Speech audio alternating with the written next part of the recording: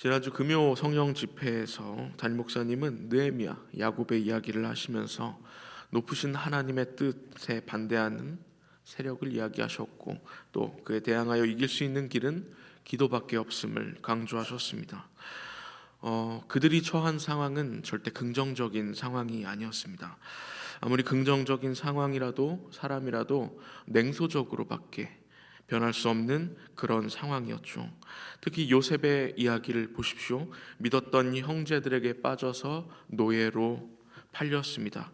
나름 적응해질만 하니 보디발의 아내가 유혹을 하고 또 그 유혹을 이겨내니 감옥에 갇히게 되었습니다. 또한 술 맡은 관원장의 꿈을 해석했을 때 신락 같은 희망이 보였습니다. 그가 복권됐을 때 드디어 나도 감옥에 빠져 나가겠구나 라고 생각을 했을지도 모릅니다. 하지만 하루, 이틀, 한 달, 그리고 1년이 지나도록 연락이 오지 않자 그는 어떤 생각을 하게 되었을까요? 성경은 술 맡은 관원장이 요셉을 잊었다고 전해줍니다. 우리 같으면 어땠을까요? 신앙의 자신감을 잃고 또 믿음도 멀어지지 않았을까요? 충분히 그럴 만한 상황이지 않습니까? 뭐가 잘 될 만하면 일이 엎어집니다. 보디발의 집에서 인정받을 만하니 감옥에 갇힙니다. 관원장이 복권되었을 때 희망이 찾아왔지만 결국 그는 요셉을 잊어버리고 말았습니다. 그때 그의 심정이 어땠을까요? 그런데 참 재밌게도 성경은 요셉의 감정에 대해 철저하게 침묵합니다. 그저 다음 사건을 이야기해 줄 뿐입니다. 성경이 모든 인물의 감정에 침묵하는 것은 아닙니다. 우리 함께 다음 세 구절을 읽겠습니다. 그의 주인이 자기 아내가 자기에게 이르기를 당신의 종이 내게 이같이 행하였다는 말을 듣고 심히 노한지라. 바로가 두 관원장 곧 술 맡은 관원장과 떡 굽는 관원장에게 노하여 아침에 요셉이 들어가 보니 그들에게 근심의 빛이 있는지라. 아멘. 성경은 철저하게 요셉의 감정에만 침묵을 유지합니다. 방금 우리가 읽었듯 보디발의 아내 사건에선 요셉의 이야기를 듣자 보디발이 심히 노했다고 그의 감정을 묘사합니다. 술 맡은 관원장과 떡 맡은 관원장이 바로에게 잘못했을 때 바로 역시 노했다고 성경은 기록합니다. 또한 각 관원장이 감옥에 갇혀 이상한 꿈을 꾸었을 때 그에게 근심의 빛이라는 시적인 표현을 사용하여 그들의 감정을 묘사합니다. 그런데 유독 요셉의 감정에 대해선 성경은 철저하게 침묵합니다. 우리의 궁금증을 풀어주지도 않은 채 성경은 그저 다음 사건을 이야기해 줄 뿐입니다. 관원장이 복권된 지 2년 후 갑자기 하나님의 시간이 움직이기 시작했습니다. 바로가 꿈을 꾸었는데 애굽에는 그 꿈을 해석할 자가 아무도 없었기 때문입니다. 이때 술 맡은 관원장이 한 사람을 기억해내는데 바로 요셉입니다. 만 2년 만에 그가 철저하게 잊었던 그 이름이 생각났던 것입니다. 요셉은 바로 앞에서 멋지게 꿈을 해석하였고 결국 이집트의 총리 자리에 오르게 됩니다. 이 기쁜 순간에도 성경은 철저히 요셉의 감정에 대해 침묵합니다. 마치 아직은 때가 아니라는 듯 섣불리 판단하지 말고 조금 더 기다리라는 듯 말입니다. 그렇게 바로의 꿈대로 7년의 풍년이 들었고 이어 7년의 흉년이 들었습니다. 이 흉년으로 멈춰있던 하나의 역사 톱니바퀴가 움직이기 시작했습니다. 저 먼 땅 다시는 만나지 못할 것 같았던 요셉의 형들이 곡식을 빌리러 이집트로 오게 된 것입니다. 그들은 요셉을 마주했을 때 그가 누구인지 알지 못했습니다. 하지만 요셉은 그들이 누구인지 알았습니다. 요셉은 3일 동안 형들을 오게 가두고 한 명을 인질로 잡을 테니 이를 살리고 싶으면 막내 동생을 데리고 오라 합니다. 요셉이 무슨 생각으로 이 일을 저질렀는지 우린 알지 못합니다. 그가 형들에게 악감정이 있어서 그랬는지 아니면 막내 동생을 보고 싶어서 그랬는지 성경은 철저하게 침묵합니다. 다만 요셉이 울었다, 이 한마디를 전해줄 뿐입니다. 아직은 답답합니다. 하지만 한 가지 기쁜 소식은 드디어 성경이 요셉의 감정에 대해 묘사하기 시작했다는 것입니다. 요셉의 짧은 감정을 묘사한 채 성경은 다시 이야기를 진행합니다. 요셉의 형들이 막내 베냐민을 데리고 다시 애굽으로 향합니다. 이제 모든 형제들이 한 자리에 모였고 요셉은 자신의 집에 그들을 초대합니다. 그렇게 모든 형제가 모인 바로 그 순간 성경은 그동안 침묵하고 절제하던 요셉의 감정에 대해 너무도 자세하게 그리고 격렬하게 전해줍니다. 우리 함께 창세기 45장 1절 그리고 2절을 읽겠습니다. 요셉이 시종하는 자들 앞에서 그 정을 억제하지 못하여 소리질러 모든 사람을 자기에게서 물러가라 하고 그 형제들에게 자기를 날리니 그때에 그와 함께한 다른 사람이 없었더라. 요셉이 큰 소리로 우니 애굽 사람에게 들리며 바로의 궁중에 들리더라. 아멘. 요셉은 더 이상 정을 억제하지 못하고 그만 소리를 질러 자신들의 시중을 나가게 하고 오직 자신과 형제들만 남게 합니다. 그리고 그들 앞에서 바로의 궁중에 들릴 정도로 큰 소리로 엉엉 울었다고 성경은 이야기합니다. 마치 그동안의 서름이 한꺼번에 폭발하는 것과 같습니다. 형들에게 팔려 애굽에 왔을 때 보디발의 아내가 그를 유혹하였지만 그가 그것을 거절하고 누명을 써 감옥에 잡혀왔을 때도 애굽의 총리가 됐을 때도 울지 않았던 요셉이 형들 앞에서 너무나도 큰 소리로 엉엉 울었습니다. 그가 얼마나 마음고생을 하였는지 알 수 있는 대목입니다. 성경은 요셉의 감정에 대해 침묵함으로 우리로 하여금 그를 마음껏 상상하게 합니다. 요셉도 흔들리지 않았을까요? 형들에게 배신당했을 때 얼마나 절망에 빠졌을까요? 그래도 마음을 다 잡았겠지요.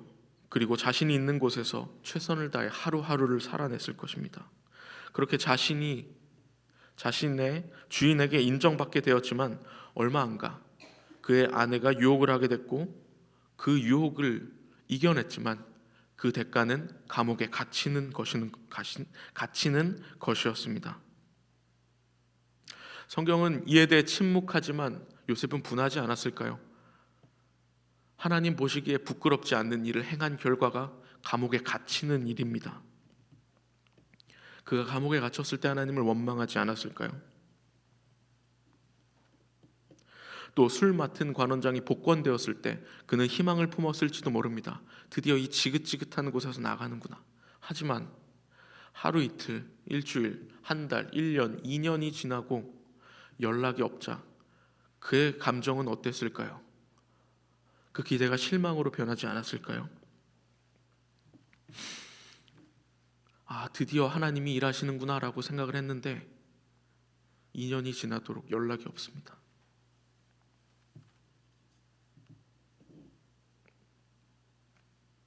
또 애굽의 총리가 되었을 때 그는 기쁘지 않았을까요? 드디어 하나님이 일하시는구나. 이러려고 나를 애굽에 팔아 넘기셨는구나. 이렇게 생각하지 않았을까요?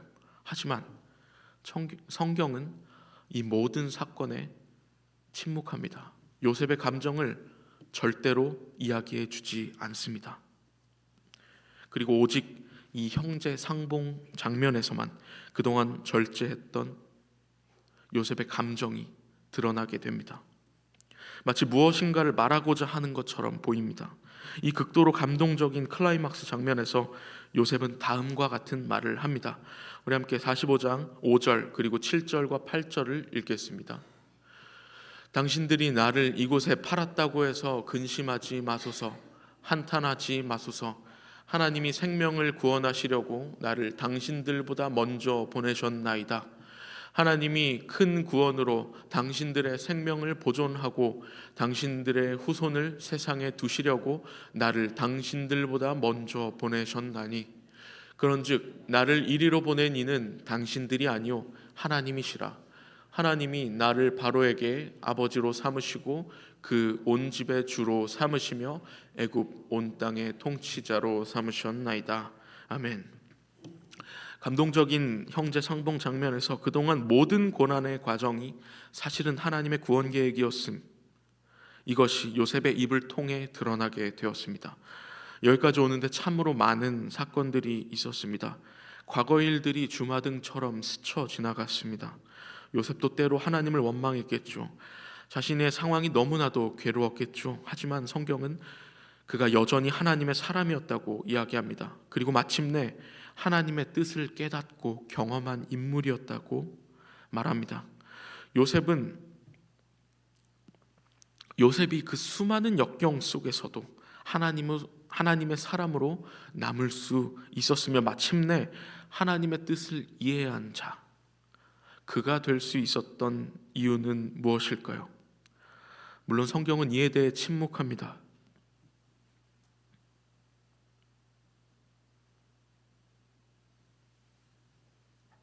하지만 성경은 때론 침묵함으로 우리가 그것을 상상할 수 있도록 기회를 제공합니다. 그가 여전히 하나님의 사람으로 남을 수 있었던 이유는 기도가 아니었을까요? 주님, 이것이 정녕 주님의 뜻입니까? 처절하게 기도하지 않았을까요? 여러 어려움이 있을 때마다 그는 격렬하게 기도하며 하나님의 뜻을 구했을 것입니다. 하지만 멋대로 그 상황을 해석하지는 않았을 것입니다. 그저 자신에게 꿈을 꾸게 하시니 하나님을 신뢰하며 앞으로 나아갔을 것입니다. 그 과정이 쌓이고 하나님을 신뢰하며 묵묵히 하루하루를 살아냈을 때 성경은 비로소 그가 하나님의 그 뜻과 마주하게 되었다고 전해줍니다. 그렇습니다. 기도란 하나님과 하나 되는 길이요, 나의 아집을 내려놓고 오직 하나님으로만 충만해지는 길입니다. 저는 이 요셉의 이야기를 상상하며 예수님의 산상수훈이 떠올랐습니다. 예수님께서는 행복한 삶을 살아내는 방법을 말씀하셨습니다. 첫 번째가 무엇이었습니까?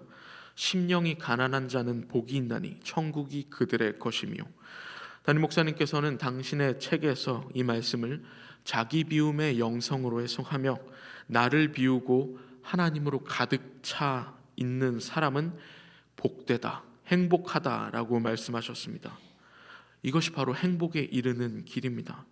그리고 저는 감히 신학적 상상력을 이용해 이 행복의 길을 걸었던 자가 요셉이라고 생각합니다. 그는 어려움 앞에서 하나님께 철저하게 기도하였고 하나님의 뜻을 구했을 것입니다. 때론 인간적인 생각이 들었지만 그때마다 하나님을 신뢰하며 묵묵히 앞으로 나아가니 결국 그는 하나님의 뜻에 도달하였습니다. 바라긴 우리 갈릴리 교회 모든 성도님들이 요셉과 같은 사람이 되기를 바랍니다. 어려운 상황이 찾아오셨습니까? 혹은 기쁜 상황이 찾아오셨습니까? 그렇다면 기도하시기 바랍니다. 하나님의 뜻을 판단하고자 하는 욕구를 억누르고 요셉이 그러하였던 것처럼 묵묵히 기도하시기 바랍니다. 그렇게 처절하게 기도할 때 어느새 가득 차 있던 내가 사라지고 하나님으로 가득 차 있는 자신을 발견하게 될 것입니다. 이것이 성경이 말하는 위인들이 걸었던 길이며 우리가 주님이라 고백하고 있는 예수 그리스도가 몸소 실천하고 우리에게 보여주셨던 길입니다. 우리 기도의 사람이 됩시다. 하나님으로 가득 찬 사람이 됩시다.